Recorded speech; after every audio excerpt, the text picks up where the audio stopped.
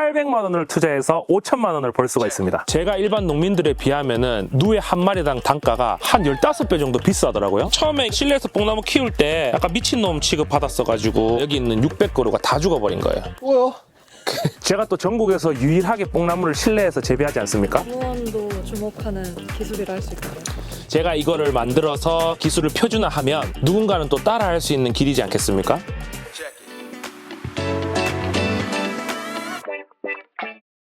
겨울에는 누에 키우는 농부들은 손가락 빨고 있습니다. 그래서 다들 봄, 가을에만 농사 지으니까 누에가 힘들다고 그랬어요. 그래서 저는 새로운 방식을 선택했습니다. 왜 겨울에 키우면 안 돼? 왜 이른 봄에 못 키워? 키울 수 없다라는 고정관념을 깨고 새로운 파이프라인을 찾기 위해서 언제든지 1년 365일 누에를 키울 수 있게 시스템을 구축하고 서비스를 만들고 있습니다.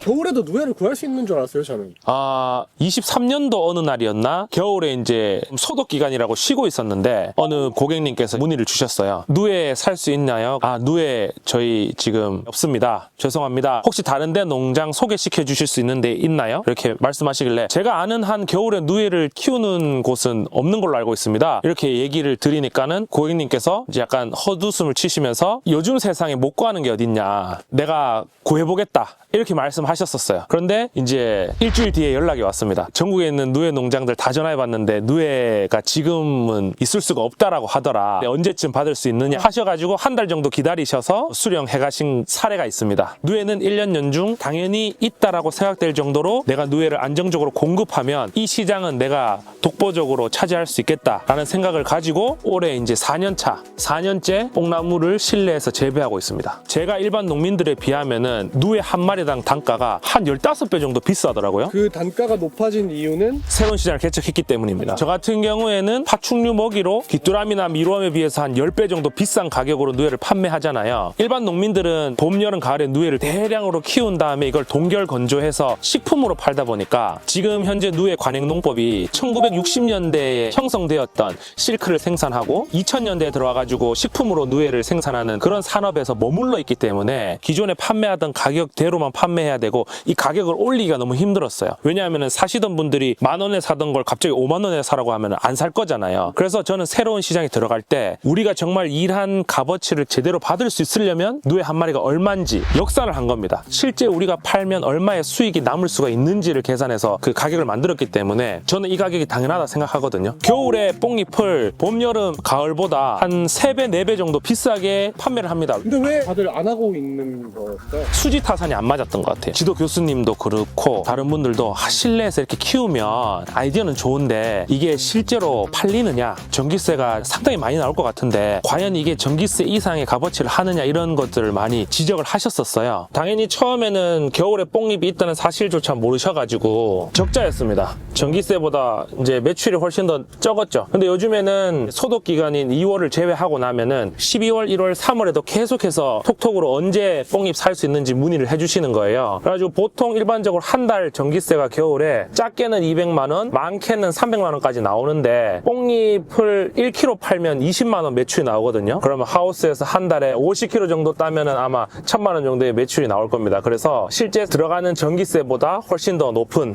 수익을 얻고 있는 거죠. 제가 소비자분들을 통해서 그걸 확신했던 게 겨울에 누에가 안 나오는지 모르고 우리 클에 누에 먹여야 되는데 언제부터 살 수 있냐고 12월부터 찾으시는데 5월 중순은 돼야 나왔거든요. 그러니까는 6개월을 기다리셔야 되잖아요. 그러니까는 이거를 좀 타개할 수 있는 방법, 소비자들이 주문이 끊기지 않고 끊임없이 우리 누에를 찾을 수 있는 방법을 계속 찾기 위해서 전기세가 중요한 게 아니고 소비자분들이 찾는데 그 물건이 없으면은 다른 물건으로 넘어가지 않습니까? 역시 누에는 겨울에 구하기도 어렵고 비싸고 이래서 귀뚜라미나 먹여야겠다 이런 식으로 가지 않도록 고객들을 유치하고 계속해서 끌고 갈 수 있도록 겨울에 적자가 나도 누에를 소량씩이라도 해서 키웠던 거죠. 고객들의 불편함을 없애는 게 이제 사업 서비스의 본질이니까 그렇게 해서 이제 준비를 많이 했었습니다.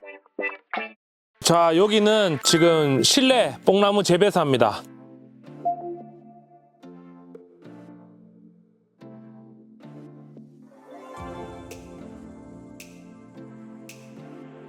처음에 이거 실내에서 뽕나무 키울 때 약간 미친놈 취급 받았어가지고 실내에서 뽕나무 키우면서까지 누에 팔아야 되냐, 그냥 봄 가을에 열심히 팔고 겨울엔 좀 쉬지, 막 이런 말씀들 많이 하셨었는데, 실내에서 키우면 여러 가지 어려움이 있습니다. 뽕나무가 날씨가 어떻든 정말 잘 자라는 나무거든요. 그런데 실내에서 키우면서 보니까 관리하기가 너무 힘든 거예요. 물 관리나 비료 관리, 나무의 수형, 온도 관리, 습도 관리, 이런 것들이 겨울에 저희가 나무를 키워본 적이 없잖아요. 그러니까는 기준이 하나도 없는 거예요. 없을 수밖에 없는 게 겨울에 실내에서 뽕나무를 키웠던 이력이 없으니까요. 그런 것들을 저희가 4년 동안 실패를 정말 많이 했죠. 이 뽕나무를 실내에 재배하면서 첫 번째 해 이제 겪었던 어려움이, 잎이 어느 순간 갑자기 시들더니 여기 있는 하우스 전체가 다 말라 죽어버렸어요. 겨울인데 나무가 커야 되잖아요. 그래서 좀 욕심이 과했죠. 좀 넉넉하게 줬어요. 그러니까는 물도 많이 주고, 이렇게 보시면 유박탭이라 해서 유기농 비료인데, 저희 같은 경우에는 누에를 매일매일 키우기 때문에 화학 비료를 주면 누에가 죽습니다. 다른 농가들은 야 무슨 화학 비료를 주면 누에가 죽어라고 하는데, 그 농가들이 안 죽는 이유는 화학 비료를 주고 한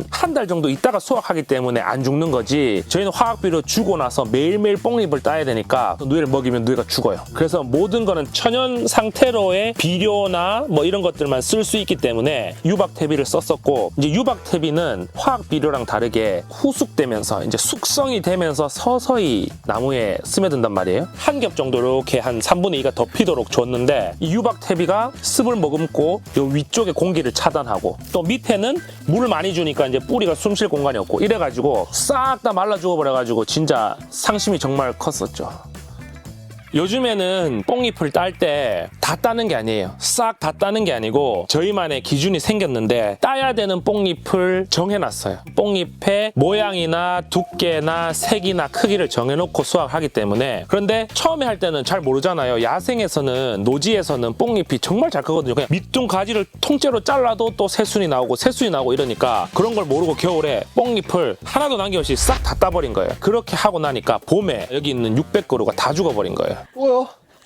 그러니까는 겨울에 에너지를 너무 많이 써서 뿌리에 비축할 에너지조차 없을 정도로 쓰게 하니까 얘들이 힘들어서 고사했다고 하죠. 고사. 힘들어서 죽어버린 거예요. 그런 경우도 있었습니다. 역시 남들이 하지 말라고 하는 데는 다 이유가 있구나, 이런 생각이 좀 들 법도 하셨을 것 같은데요. 만약에 이 실내에서 키워본 사람이 있고, 그런 사람이 이제 하지 말라고 하면 하지 말라는 데는 이유가 있었겠죠. 근데 이걸 해본 사람도 없는데 그걸 하지 말라고 한 거는 무작정 자기는 안 해봤지만 힘들 거다라는 그런 생각 때문에 하지 말라고 한 거니까, 제가 이거를 만들어서 기술을 축적하고 기술을 표준화하면 누군가는 또 따라할 수 있는 길이지 않겠습니까? 청년 농업인들이 많이 생겨야 되는데, 관행농법으로 하면 너무 힘만 든다는 거죠. 돈 많이 벌려면 내 몸 많이 갈아 넣으면 돈 많이 벌거든요. 근데 그런 게 아니라 똑똑하게 농사를 지어서 소규모로 해도 내가 벌어먹고 돈도 빚도 갚을 수 있는 그런 구조를 만들어야 된다 생각하기 때문에 실험들을 계속 하는 거라고 저는 생각합니다. 그러면 대표님께서는 한마디로 프론티어맨이네요. 아, 제가요? 선구자다.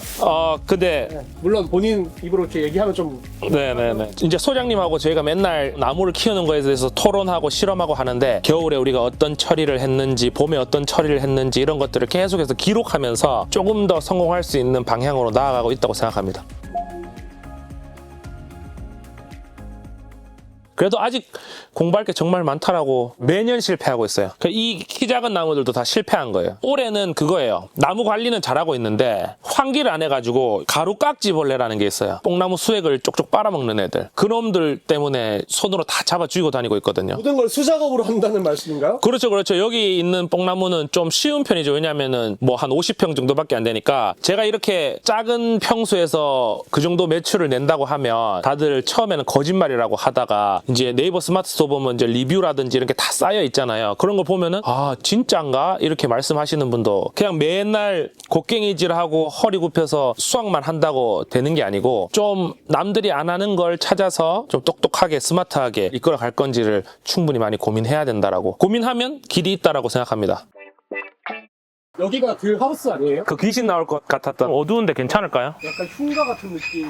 그때 철거하실 예정이라고 찍어서 올렸잖아요. 아, 조회수 많이 나왔죠. 지난 영상에서 댓글에 비닐만 바꾸면 되지 뭐 굳이 철거를 한다 돈이 남아 도냐 이렇게 말씀하셨는데 철거하는데 이유가 있었습니다. 누에를 키우는 용도의 뽕나무를 실내에서 재배하는 현장 실증 사업을 하게 됐습니다. 현장 실증 사업은 농민들에게 지원 사업으로 보급하기 전에 이것이 가치가 있고 가능한 건지 확인하는 현장에서 실증 검증하는 사업이라고 보시면 됩니다. 그래서 일반적으로 농민들이 지원 사업 받았다 하는 것들이 전부 다 현장 실증을 거치고 시범 사업을 통해서 한 번 더 확정하고 그 다음 지원 사업으로 넘어가는 겁니다. 제가 또 전국에서 유일하게 뽕나무를 실내에서 재배하지 않습니까? 최근에 실내에서 뽕나무를 재배해야 된다는 농민들의 수요가 있었고 이걸 이제 진흥청에서 의견을 받아서 연구 개발 계획서를 써서 현장 실증을 하게 되었는데 그 중에서 제가 이제 선발이 된 겁니다. 공무원분들이 가지고 계시는 지식과 제가 현장에서 재배하면서 느꼈던 이런 기술들을 통합해서 이제 표준화를 시키는 거죠. 처음 실내에서 뽕나무 재배를 하시는 분들은 저와 같은 실수를 할 것이기 때문에 그분들이 그런 똑같은 실수를 하지 않도록 진흥청에 계시는 공무원분과 제가 현장에서 키우는 이런 기술들을 체계화하는 거죠. 정량적이고 수치화된 기술 재배 방식을 책 같은 걸 만들어 가지고 이걸 보급하는 겁니다. 공무원도 주목하는 기술이라 할 수 있겠네요. 같이 개발하는 거죠. 뭐 두 집단의 공통된 의견이 취합됐기 때문에 현장 실증 사업이 진행되는 거라고 알고 계시면 됩니다. 제가 혼자서 제 사업을 위해서 했던 거잖아요. 뽕나무를 실내에서 재배하는 게. 그런데 이제 현장 실증 사업으로까지 신청이 돼서 선정되었다는 건 다른 농민분들도 지금 실내에서 뽕나무를 재배해야만 한다라는 수요가 있다라는 거거든요. 그래서 내가 혼자서 이렇게 약간 누에 오타쿠처럼 누에를 1년 연중 공급하기 위해서 했던 노력들이 또 다른 농민들한테 이런 사업으로도 발전될 수 있다라는 생각을 하니까 뿌듯하고 보람찬 것 같습니다. 겨울에도 뽕잎을 키우면서 굉장히 시행착오도 많았고 이게 맞나 싶고 이런 일들도 많았지만 계속 하게 되는 이유는 남들이 누에를 못 팔 때 제가 누에를 파는 게 너무 재밌어요. 왜냐하면 누구도 못 하는 거잖아요. 나만 할 수 있는 게 좋은 건 아닌데 그래도 내가 학교에서 전문적으로 이거를 전공을 했기 때문에 할 수 있는 일들이거든요. 그래서 이게 너무 재미있고 희열감이 오고 그 다음에 돈이 됩니다. 겨울에 이렇게 누에를 키우면 한마디로 다른 데는 없을 때 우리가 파는 거니까 독점하는 거잖아요. 저희만 누에를 팔 수 있으니까. 그래서 돈도 되고 자기 만족도 되고 와이프가 제 성향을 제일 잘 아는데 저 남들이 안 된다 그러면 되게 기분 좋아해요. 왜냐면 그 사람들이 안 된다고 했을 때 그걸 이뤄내면 또 이게 맛이 좋거든요. 성취가 굉장히 좋거든요. 그래서 더 안 된다고 해줘. 못해, 너는 못해, 넌 안 돼라고 하면 겉으로는 예 알겠습니다 라고 하지만 속으로는 아싸 이거를 내가 또 되게 만들면 존경을 받는다든지 인정을 받는다든지 내 스스로의 자존감도 높아진다든지 이런 성취가 생기니까 너 안 된다 하는 걸 하는 거 저 좋아하는 것 같아요. 일에 있어서 이건 어렵고 힘든 일인데 안 될 것 같은데 이런 것들은 제가 도전하는 거 굉장히 좋아하죠. 일단 저희 농장의 제품을 구매하시고 서비스를 받아보신 분들 중에서는 가격적으로 뭐라고 하시는 분들이 안 계세요. 왜냐하면 고객분들께서 집에서 누이를 키워보시잖아요. 키우면서 이게 얼마나 귀찮고 힘들고 어려운 일인지를 좀 겪으시는 것 같아요. 그러면서 동시에 이제 합당하다라는 걸 느끼셔서 저희 서비스를 받으실 때 가격 가지고 뭐라 하시는 분은 안 계십니다. 소비자분들한테 처음에 저희도 제일 어려웠던 게 왜 누에가 이 정도 가격이 돼야 되는지를 설득시키는 게 가장 어려웠어요. 그거를 이제 5년 동안 저희가 키워 보시게 하고 알을 받아서 이걸 깨워 보시게 하고 이런 것들 알려드리다 보니까 귀뚜라미나 미롬과는 천지 차이라는 걸 많이 깨달으신 것 같아요. 그것도 커뮤니티에 많이 소문도 나고 또 누에가 얼마나 좋은지 해외 브리더분들도 유튜브에 나와서 얘기하고 이렇게 하다 보니까 누에는 좀 특별한 곤충이구나 라는 걸 많이 인지해 주시고 이렇게 구매를 해 주셔서 큰 트러블은 없는 것 같습니다. 제가 제 일을 하면서 느꼈던 거는 제가 멘토로 삼는 제일 친한 친구가 있는데 그 친구가 얘기를 했었던 게 떠올라요. 이제 첫째는 내가 좋아하는 아이템을 변함없이 그 자리에서 하고 있으면 흐름에 따라서 언젠가는 내 아이템이 뜨게 되는 날도 있고 지는 날도 있기 때문에 항상 그 자리에서 변함없이 하고 있으면 뜰 때도 그 흐름을 타서 돈을 많이 벌고 질 때도 그 자리에서 있기 때문에 큰 타격을 압력 없이 꾸준하게 할 수 있다라고 얘기를 해줬던 게 기억이 나는데, 저는 똑같이 제가 먹고 살기 위해서 저희 가족을 안정적인 삶으로부터 보호할 수 있도록 돈을 벌기 위해서 이 일을 하고 있었는데, 그 과정 중에 이런 현장 실증 사업이라든지 누에 파충류 먹이라든지 이런 좋은 아이템들이 저한테 왔을 뿐이지, 저는 지금도 그렇고 과거에도 그렇고 미래에도 그렇고 계속 이 자리에서 누에와 뽕나무를 연구하고 있을 겁니다. 그래서 지금 당장 내 아이템이 주목받지 못한다고 쉽게 바꾸지 마시고, 내가 이걸 정말 좋아하고 잘할 자신이 있으면 그걸 가지고 3년이든 5년이든 10년이든 계속해서 버티고 꾸준하게 하면 누군가는 찾아주고, 그게 한 번에 폭발적으로 이제 이 사업이 확장되는 날이 온다 하더라고요. 저도 언젠가는 그날이 오겠죠. 그게 10년 뒤일지 20년 뒤일지 모르겠지만,